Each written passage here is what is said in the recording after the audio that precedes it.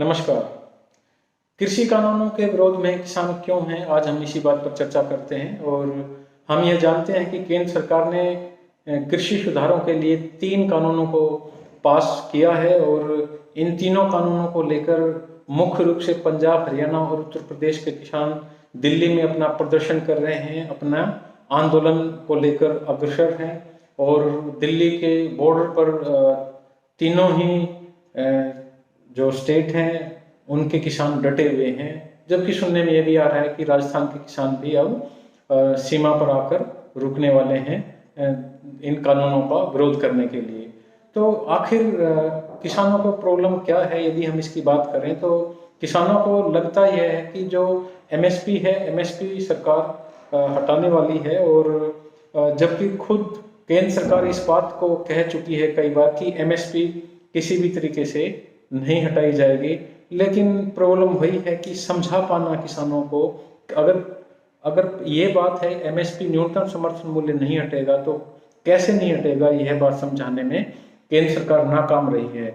यदि हम बात करें नए कृषि कानूनों को लेकर किसानों में इतना आक्रोश क्यों है, तो इसका जवाब किसान इस बात को देखकर कहते हैं कि वो अपनी फसलों को बर्बाद होना तो देख सकते हैं, झेल सकते हैं, लेकिन अपनी नस्लों को बर्बाद होना नहीं झेल सकते। क्यों?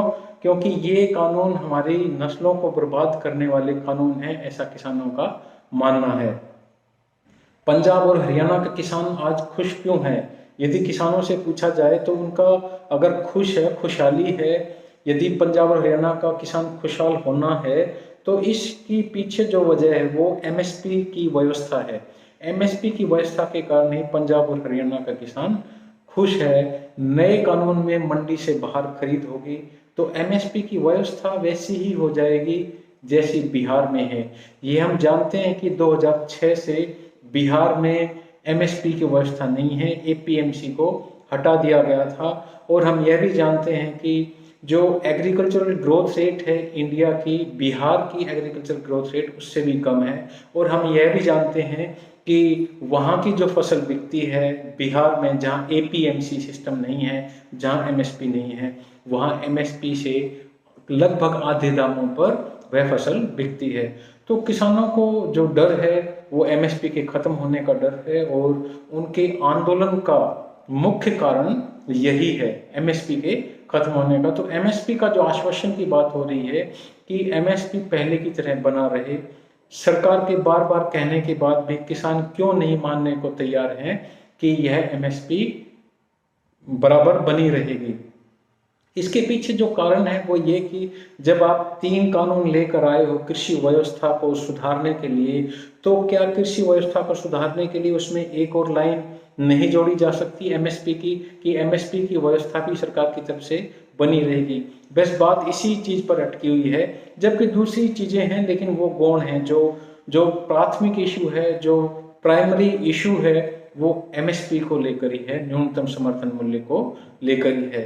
सरकार की मंशा में अगर खोट नहीं है, किसानों का ऐसा मानना है, और बार बार सरकार जो कह रही है कि एमएसपी से कम खरीद नहीं होगी, तो क्यों ना इसको एक दंडनीय अपराध बना दिया जाए कि एमएसपी से कम खरीदने वाले को अपराधी माना जाएगा। हम यही तो मांग कर रहे हैं, किसानों का मानना है कि सरकार हमारी मांग मान ले और आंदोलन को तुरंत वापस ले लिया जाएगा। लेकिन सरकार है कि यह बात सुनने को तैयार नहीं, वह यह बात मानने को तैयार नहीं। इसीलिए इन कानूनों को लेकर किसानों के मन में कुछ सवाल हैं, वो कुछ सवाल करना चाहते हैं। वो कहना चाहते हैं कि हमें केंद्र सरकार जो ये काले कानून लेकर आई है, इन पर कुछ हमारी बातों का जवाब दे। और वो सबसे पहले जो पूछना चाहते हैं कि किसान को अच्छा रेट देने के लिए पहले प्राइवेट एजेंसियों को किसने रोक रखा था, या किस कानून ने रोक रखा था, हमें उस कानून का नाम बताइए। तो यह उनकी बात जायज है किसानों की कि पहले भी, अब से पहले, इन कानूनों से पहले भी प्राइवेट एजेंसीज को किसी ने नहीं रोक सका था। वो एमएसपी से ज़्यादा कीमत पर किसानों का जो फसल है उसको ले सकते थे, किसानों का अनाज खरीद सकते थे, लेकिन ऐसा नहीं हुआ। तो ये कानून लाने के बाद कैसे होगा, गवर्नमेंट किसानों को ये समझाए, किसानों का ऐसा कहना है। दूसरा ये है कि पंजाब और हरियाणा का जो किसान है वो अपने चावल कहाँ बेच कर आए अपने स्टेट के अलावा, जहां उसे पंजाब और हरियाणा में जो रेट मिलते हैं उससे ज़्यादा किस राज्य में मिलेंगे, उस राज्य का नाम बताया जाए। क्या किसानों की यह बात जायज़ नहीं? यदि देखा जाए तो किसानों की ये जो क्वेश्चंस रेज कर रहे हैं फार्मर्स, सारे जायज़ हैं। उसी तरीके से किसान यह पूछना चाहता है कि हमें जो गन्ने का रेट है हमारे राज्य से, पंजाब हरियाणा से ज़्यादा कहाँ मिलेगा, यूपी से ज़्यादा रेट कहाँ मिलेगा, वहाँ का बता दीजिए। इसी प्रकार से उनकी कपास है किसानों की, पंजाब हरियाणा दूसरे स्टेट है, कि हम किस स्टेट में जाकर ऐसा करें कि ताकि हमें वहाँ अपने यहाँ से ज़्यादा रेट मिल जाए। कीमत का कह देना और कीमत का मिलना दोनों अलग अलग बातें हैं।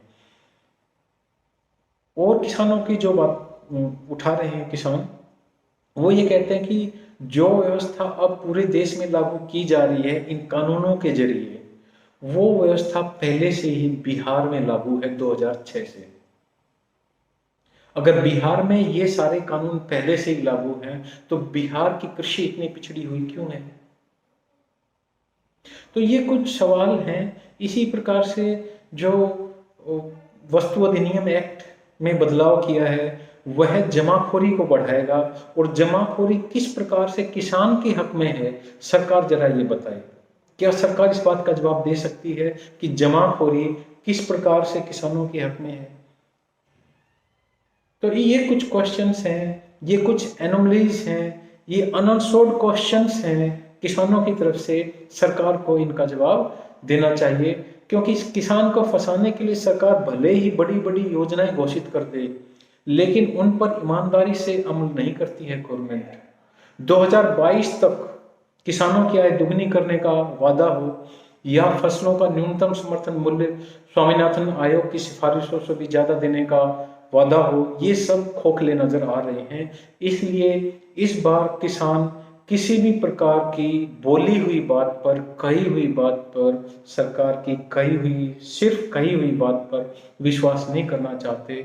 वो चाहते हैं यदि वास्तव में ही किसानों के हक में कोई कानून लेकर लाया गया है, किसानों के हक में केंद्र सरकार चाहती है किसानों की स्थिति सुधरे, तो क्यों न वो कानून के जरिए लाई जाए। और यदि कानून किसानों के हक में बनाए जा रहे हैं तो एमएसपी को भी क्यों ना कानूनी रूप दे दिया जाए। किसानों की यही मांग है।